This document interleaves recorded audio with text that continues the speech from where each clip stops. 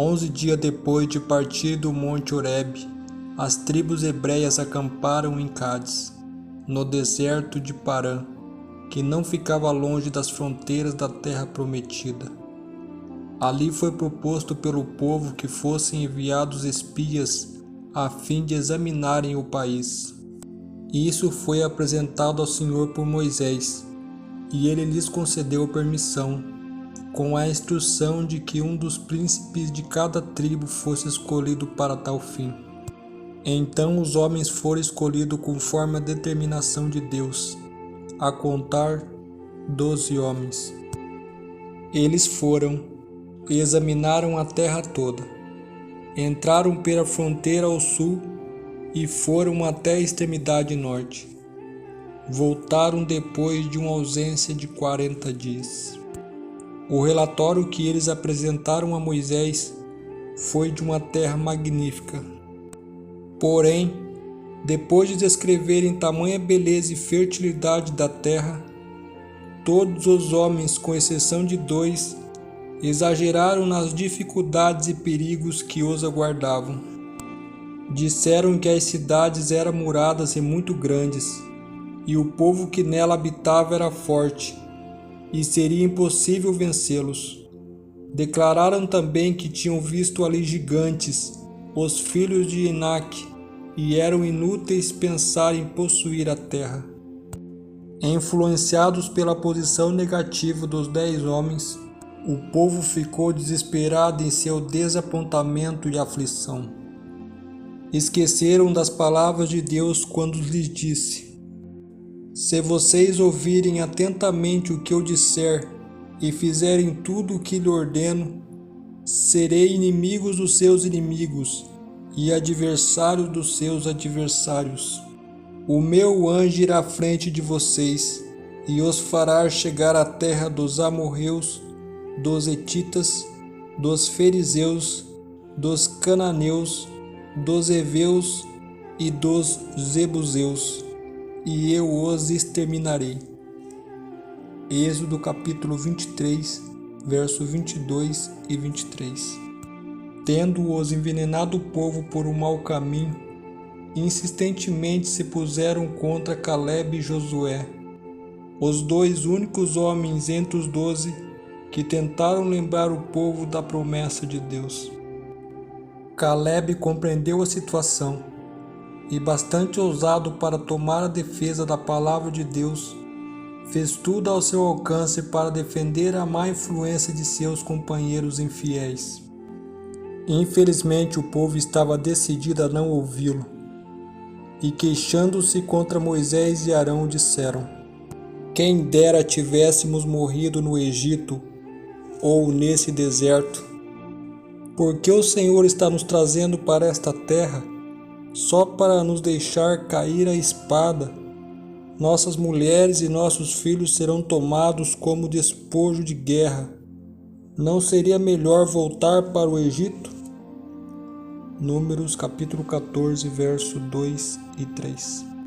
Então disse o Senhor a Moisés e Arão: até quando esta comunidade ímpia se queixará contra mim? Tenho ouvido as queixas desses israelitas murmuradores.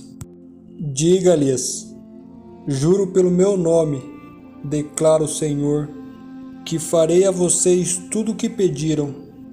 Cairão nesse deserto os cadáveres de vocês de 20 anos para cima, que foram contados no recenseamento que se queixaram contra mim. Nenhum de vocês entrará na terra que com mão levantada jurei dar-lhes para sua habitação, exceto Calebe, filho de Jefoné, e Josué, filho de Num. Mas quanto aos seus filhos, sobre os quais vocês disseram que seriam tomados como despojo de guerra, eu os farei entrar para desfrutarem da terra que vocês rejeitaram. Seus filhos serão pastores aqui durante 40 anos, sofrendo pela infidelidade de vocês, até que o último cadáver de vocês seja destruído no deserto. E durante 40 anos vocês sofrerão as consequências dos seus pecados e experimentarão a minha rejeição. Cada ano corresponderá a cada um dos 40 dias em que vocês observaram a terra. Eu, o Senhor, falei, e certamente farei essas coisas a toda esta comunidade ímpia que conspirou contra mim.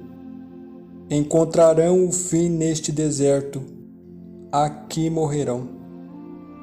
Números capítulo 14, verso 27 a 35. E tudo aconteceu conforme o Senhor havia dito.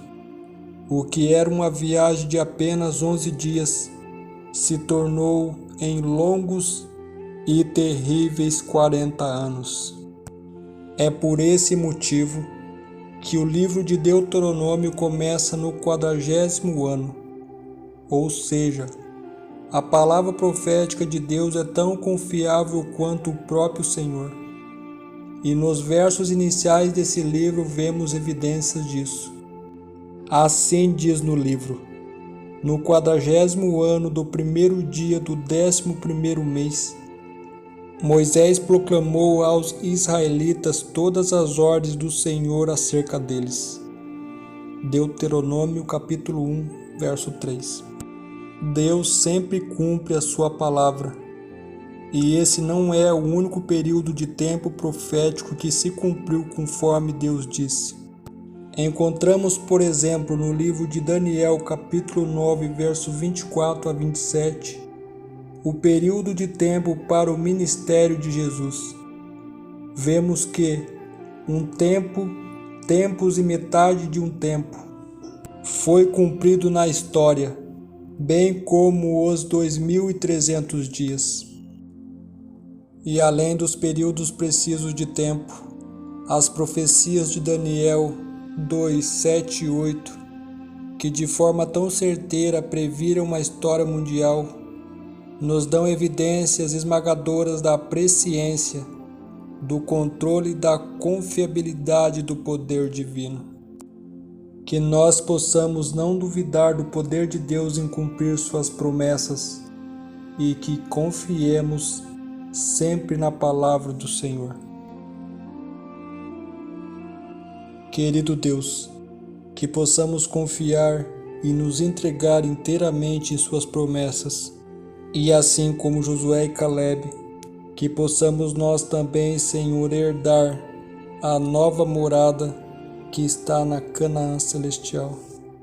Assim oramos, em nome de Jesus. Amém. Até a próxima.